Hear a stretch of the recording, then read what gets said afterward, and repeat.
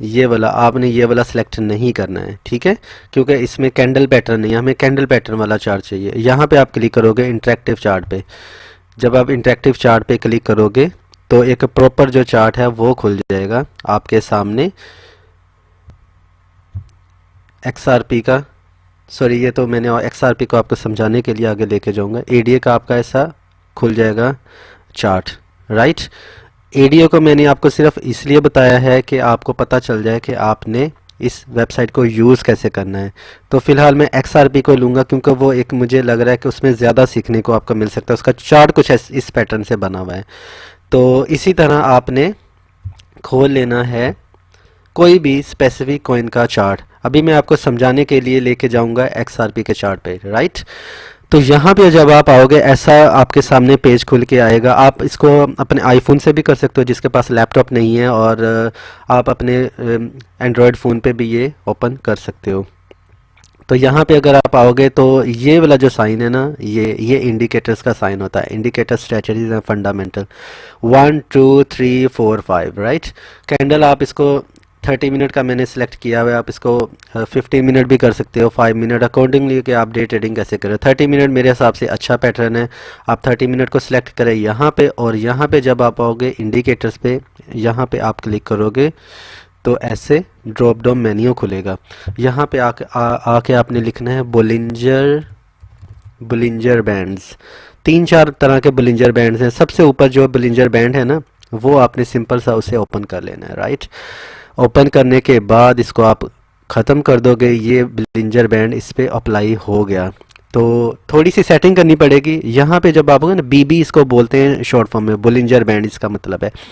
यहाँ पे जब आप आओगे तो ये जो आइकॉन है ना, ये वाला सेटिंग का फॉर्मेट का, यहाँ पे आप क्लिक करोगे, ये ऐसा खुलेगा। इनपुट में आप 14 डालोगे। ये 20 और 14 का मतलब ये होता है कि ये जो कैंडल्स होती है ना, ये वाली जो कैंडल्स है, इनको ये 20 कैंडल्स को कौन करता है अभी, और 14 कैंडल्स की एवरेज निकालेगा ये मूविंग एवरेज की लाइन है मिडल वाली, राइट।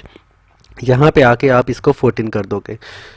14 कैंडल्स, 20 भी कर सकते हो अगर आप 20 कैंडल्स के पैटर्न को देखना चाह रहे हो। मीन के पीछे 30 मिनट्स की 20 कैंडल्स ये होती हैं पिछले 10 घंटों में क्या हुआ है, पिछले 10 आवर्स में क्या हुआ है, ठीक है, उसका आप एनालिसिस करना चाह रहे हो। 14 में ये होता है कि पीछे जो 14 कैंडल्स हो 7 घंटों में पीछे आगे क्या हुआ है, क्योंकि ये 30 मिनट है, उसको आप 14 के हिसाब से देखेंगे तो हर कैंडल 30 मिनट के बाद बन रही है, ख़त्म हो रही है, तो पीछे 14 कैंडल 7 आवर्स होते हैं। यहाँ पे आप इसको 14 कर सकते हो, राइट। और आगे आना है, और 2 को 2 ही रहने दें, राइट, ये वाला।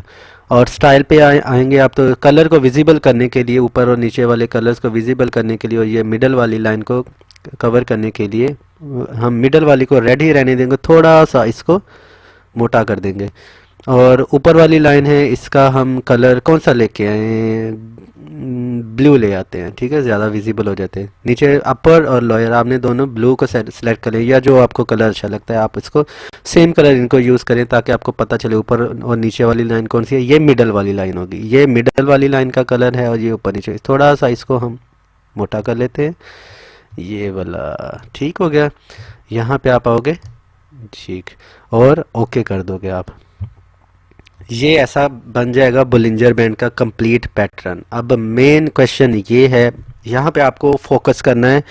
3 या 4 या 5 पॉइंट्स ऐसे हैं, इनको आपने हमेशा कलेक्ट करना है। आप अपने नोट्स बना सकते हो। अगर आप इसको इस पे अप्लाई करोगे तो आपका परफेक्ट एनालिसिस आएगा कि आपने कॉइन को बाय करना है या नहीं करना है। देखिए, ये जो लाइन होती है ना, पहले मैं इंट्रोडक्शन दे देता हूँ। ये जो मिडल वाली लाइन होती है, ये सिंपल मूविंग एवरेज लाइन है। Simple moving average line mean के कैंडल्स का जो रुझान है वो कैसे है, उसकी एवरेज कैसी जा रही है, ये एक से नुक्ते से लेकर दूसरे नुक्ते तक, ये आपको बताता है कि आपकी कैंडल का रुझान कैसे जा रहा है। तो ऊपर वाली जो लाइन है, जो नीचे वाली लाइन है, ये हमारा एक बैंड है, बुलिंजर बैंड जिसे कहते हैं, पूरा एक बुलिंजर बैंड है। और ये हो गया आपका मिडल वाली जो लाइन है, इसका पर्पज़ ये होता है, ये सपोर्ट लाइन का भी काम करती है, और आपका रेसिस्टेंट लेवल का भी काम करती है। कैंडल जिसके ऊपर हैं तो ये सपोर्ट है, जैसे इसको तोड़ के आते हैं तो मीन दैट्स मीन यही रेसिस्टेंट है, इसको नीचे आएगा तो मीन इसने रेसिस्टेंट लाइन को तोड़ दिया है और आपकी मार्केट नीचे आने का खतरा है। और इनके दरमियान जो गैप्स है ना, जो इनके दरमियान गैप्स हैं वो वोलेटिलिटी को शो करता है, वॉल्यूम को शो करता है कि उसमें कितना ज़्यादा अभी वोलेटिलिटी है मार्केट में। और जब किसी भी मार्केट में वोलेटिलिटी ज़्यादा होती है किसी भी कॉइन में तो आपको वहीं पे ज़्यादा प्रॉफिट होता है, आपको यहाँ पे प्रॉफिट नहीं होगा, आपको यहाँ पे प्रॉफिट ज़्यादा हुआ होगा, वो मैं आपको अभी अप्लाई करके बताऊंगा, ठीक है। तो जैसे मार्केट अगर मीन छोटे छोटे छोटे कैंडल्स बना के ऐसे सीधी जा रही है तो उसमें आपने ये वाला फार्मूला अप्लाई नहीं करना है, क्योंकि उसमें ये एक स्विंग ट्रेड होती है कि या तो मार्केट नीचे गिरेगी, देखें ना कि काफ़ी दिनों से मार्केट थोड़ी सी एक टाइट रेंज में है, वहाँ से आपको पता नहीं होगा कि वो स्मॉल लाइन पे होगा, ये नहीं पता होगा मार्केट ऊपर जाएगी या नीचे जाएगी, तो वहाँ पे आपको नुकसान हो सकता है। लेकिन जब भी इसमें ये ज़्यादा होगा स्पेस, वोलेटिलिटी ज़्यादा होगी, तभी आप करोगे उसमें ट्रेड, ये वाला आप फार्मूला अप्लाई करोगे। जी हाँ, ये तो इस बात की आपको समझ आ गई होगी, ये आपका सपोर्ट और रेजिस्टेंस लाइन को भी मैनेज करता है, आपको बताता है कि ये सपोर्ट पे है और अभी ये रेजिस्टेंस लेवल को नीचे तोड़ दिया है। जी हाँ, नेक्स्ट बढ़ते हैं सेकंड स्टेप।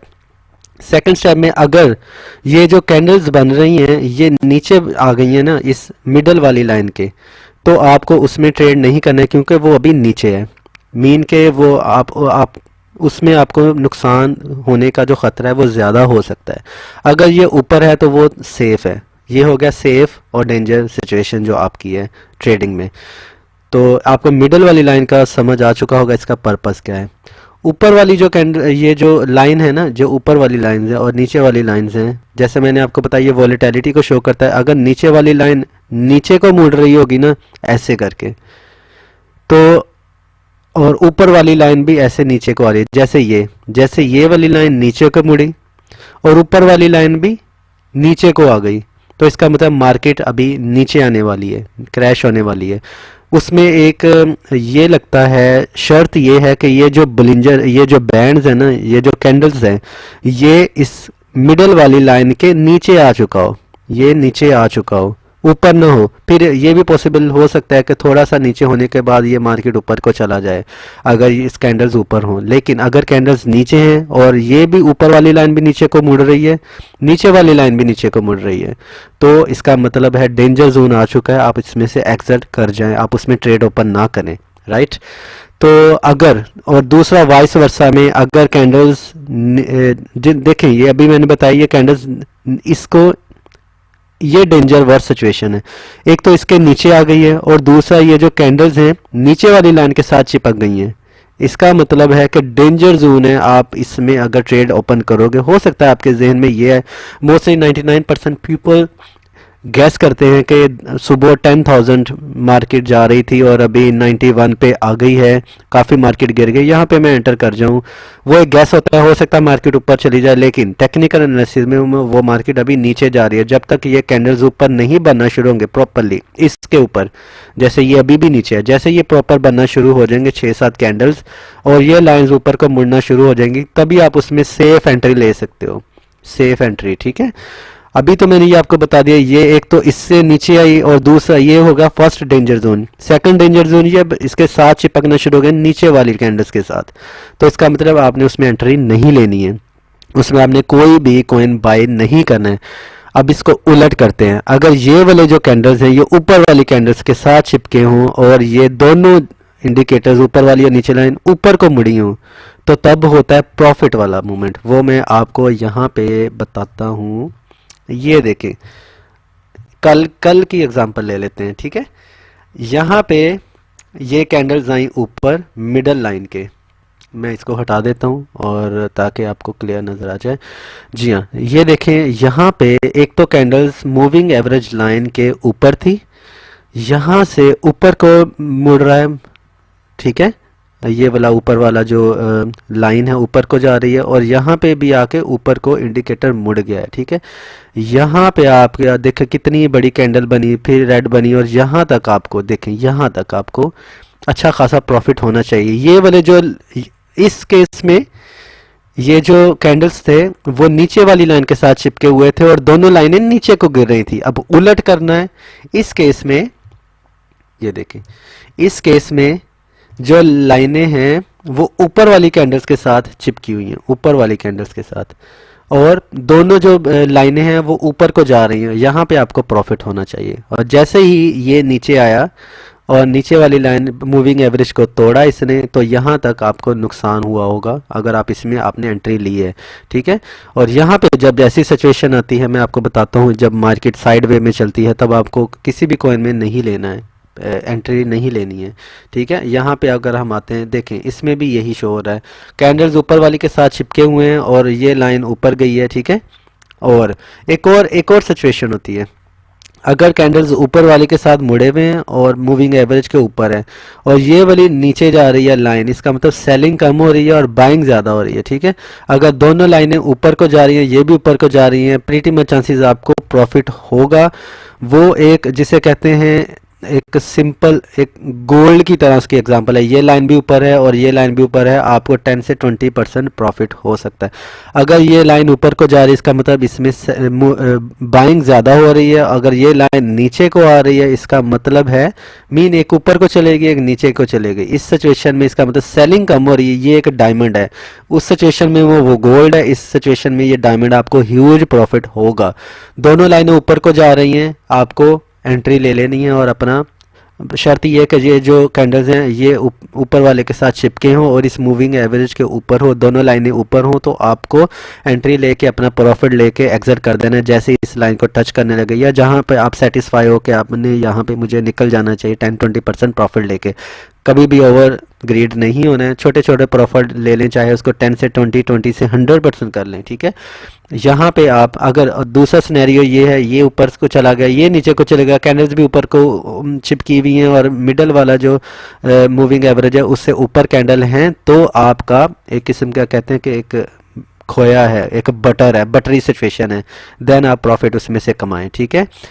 और दूसरी सिचुएशन ये कि जैसे मैंने आपको बता दिया, दोनों एक ऊपर को जा रहा है एक नीचे को जा रहा है, ठीक है, ये भी हो गया। और दोनों नीचे आए तो आपने नहीं बाय करना है, दोनों ऊपर को गए आपने बाय कर लेना है। अभी मैं यहाँ पे एक ये भी आप देखें एग्जांपल ले सकते हैं, कैंडल्स यहाँ पे ऊपर को जा रहे हैं और ऊपर वाले जो लाइन है उसको ये टच कर रहा है, चिपका हुआ है, मूविंग एवरेज से भी ऊपर है और यहाँ पे आके ये दोनों लाइनें ऊपर जा रही हैं। यहाँ पे जिसने बाई किया होगा उसने यहाँ तक अच्छा खासा प्रॉफिट लिया होगा, ठीक है, यहाँ तक वो प्रॉफिट ले सकता है। यहाँ पे नीचे आया तो मार्केट थोड़ा सा नीचे गया और यहाँ पे ऊपर आया, देखें ये नीचे को गया ऊपर गया, ऊपर मेन सिंपल सा फंडामेंटल ये है, ऊपर वाली लाइंस को अगर ये टच कर गई तो आपने प्रॉफिट ले लेना है, प्रॉफिट हो सकता है। नीचे वाली लाइन पे अगर ये चिपकी हैं तब आपको नुकसान है, दोनों लाइनें नीचे हैं तो आपने एंट्री नहीं करनी है, दोनों लाइनें ऊपर हैं तो आपको एंट्री कर लेनी है। ये है सिंपल सा बोलिंजर बैंड टूल जो आपको क्लियर वे देगा कि आपको इस वक्त इस मार्केट में एंट्री कर लेनी चाहिए कि नहीं करनी चाहिए। इस सिचुएशन में आपको एंट्री नहीं करनी है जब मार्केट सीधी लाइन में चल रही हो, जब मार्केट सीधी लाइन में चल रही हो, आपको पता नहीं होता कि ये मार्केट ऊपर जाएगी कि नीचे जाएगी। ये देखें यहाँ पे आप देख सकते हो, ये जब ऐसी सिचुएशन आती है ना जब इन दोनों के दरमियान स्पेस कम हो, इसका मतलब वोलेटिलिटी बहुत कम है, पता नहीं है कि आपका नुकसान होगा कि आपको प्रॉफिट होगा। इस सिचुएशन में मार्केट में एंट्री नहीं लेनी अगर आप शॉर्ट टर्म ट्रेडिंग कर रहे हैं इस सिचुएशन में। ये देखें, और आपको नहीं पता होगा कि यहाँ पे यह मार्केट ऊपर जानी थी कि नीचे जानी थी, तो इस सिचुएशन में आप मार्केट में एंट्री नहीं लोगे। होपफुली आपको ये वाला बैंड समझ आ गया होगा, ये इंडिकेटर समझ आ गया होगा, इसको आप अप्लाई करें और इसका रिजल्ट देखें, आपको हमेशा पॉजिटिव रिजल्ट इसका मिल सकता है। गाइस, कोई भी इंडिकेटर होता है वो आपको एक गैस देता है, आपको एक विजन देता है, एक वे देता है कि आपको इसमें अभी एंट्री कर लेनी चाहिए कि नहीं करनी चाहिए। तो ये भी एक किस्म का गैस होता है, लेकिन एक टूल अप्लाई हो जाता है जिसमें आपको थोड़ा सा कॉन्फिडेंस मिल जाता है कि मुझे मार्केट में अभी एंट्री करनी चाहिए या एग्जिट कर देना चाहिए, कब बाय करना चाहिए, कब सेल कर देना चाहिए। तो अभी कुछ बात कर लेते हैं हम। होपफुली आपको अगर इसके बारे में अगर कोई भी क्वेश्चन रह गया हो तो आप मुझे कमेंट बॉक्स में बता सकते हैं, और अगर आपको लगता है कि इससे आपने काफ़ी कुछ सीखा है तो तब भी मुझे कमेंट बॉक्स में बताएं कि आपको ये कैसा लगा है टूल। और अभी कुछ बात कर लेते हैं बिटकॉइन की प्राइस को लेके। कुछ लोग थोड़े से परेशान हुए हुए होंगे कि क्योंकि मार्केट थोड़ी सी अभी रेड जोन में चल रही है। कल मैंने आपको बताया था कि अगर मार्केट 9400 को क्रॉस करता है तब मार्केट जो बिटकॉइंस हैं, सॉरी ओल्ड कॉइन हैं, वो थोड़ी देर के लिए रेड जोन में आ सकते हैं। अगर आप मेरी कल वाली वीडियो देखेंगे तो आपको उसमें क्लियर शॉर्ट मैंने बता दिया था। और उसमें मैंने आपको बताया था कि आप ट्रॉन में इन्वेस्ट कर सकते हो, अच्छा खासा प्रॉफिट उसने दिया है लोगों को। आप उसमें से अंटोलॉजी कॉइन का मैंने बताया था, अच्छा खासा प्रॉफिट हो गया होगा आपको। और एडी आपको बहुत अच्छा प्रॉफिट देने वाला है और बिक्स भी आपको बहुत अच्छा प्रॉफिट देगा। बात कर लेते हैं थोड़ी सी बिटकॉइन के प्राइस के बारे में। 9301 पे है मार्केट, ये टच कर गई थी 9500 के राउंड अबाउट कुछ मार्केट्स में भी, ठीक है। और अगर हम बाइनेंस की बात करते हैं तो बाइनेंस में अच्छी खासी वॉलेटिलिटी हमें देखने को मिल रही है बिटकॉइन की प्राइस को लेकर, लेकिन मार्केट अभी जिसे कह सकते हैं कि रेड जोन में है। ऑल्ट कॉइन नीचे, आपको कोई भी कॉइन सेल नहीं करना है अगर आप लॉस में हो। देखिए जो बाइनेंस में बिटकॉइन का बहुत अच्छा रेट गया था 9759, इसका आज का हाई है। ज़ारा मार्केट एकदम से ऊपर गई है तो आपका जो ओल्ड कॉइन है वक्ती तौर पे रेड जोन में है। तो मैं आपको सजेस्ट नहीं करूंगा कि आप इसको सेल करें। ये ऊपर वाला अगर ये 9700 से ऊपर, मुझे लगता है कि ये दरमियान में कोई ज़्यादा हैवी रेसिस्टेंस नहीं है। अगर ये ऊपर को गया मार्केट तो ये 10,000 तक जाएगा। हो सकता है थोड़ी देर ये रेड जोन बरकरार है, लेकिन ये थोड़े अरसे के लिए होगा। उसमें कोई भी अगर आपको लॉस में है तो आप उसको सेल ना करें, ठीक है। और एडीए बाइंग जोन में है, बहुत अच्छा प्रॉफिट दे सकता है आपको। और रिपल का भी मैंने आपको एनालिसिस बता दिया है। यहाँ पे अगर रिपल की जो करंट सिचुएशन चल रही है, हम टेक्निकल एनालिसिस भी थोड़ा सा कर लेते हैं रिपल का। देखें ये जो काफ़ी आगे आ गया हूँ मैं आपको समझाते समझाते, ये देखें अभी इसके जो कैंडल्स हैं वो इसके साथ मूविंग एवरेज के नीचे हैं और दोनों लाइंस नीचे को हैं। तो अभी मैं इसमें ट्रेड नहीं करूंगा। जैसे ये ऊपर को आता है और 5-6 कैंडल्स ऊपर मत ही देखिए, थोड़ी देर के लिए ऊपर आया था नीचे आ गए, 5-6 कैंडल्स ऊपर बन रही हैं और ये दोनों ऊपर को मुड़ जाएंगे ना, तब रिपल में हम एंट्री ले सकते हैं। अभी रिपल में एंट्री लेना थोड़ा सा डेंजर हो सकता है, राइट। तो रिपल में जैसे ही आपको ये इंडिकेटर आप यूज़ करोगे, आप प्रैक्टिस करें बाकी भी कोइंस को लेके। अभी पीछे जो कोइंस का कोई भी आप निकाल लें डाटा, पीछे से देखें, आपको पता चल जाएगा कहाँ से मार्केट ऊपर उठी है। यहाँ से आपको ये नॉलेज यूज़ करके आप उसमें से आप प्रैक्टिस कर सकते हैं। Practice makes man.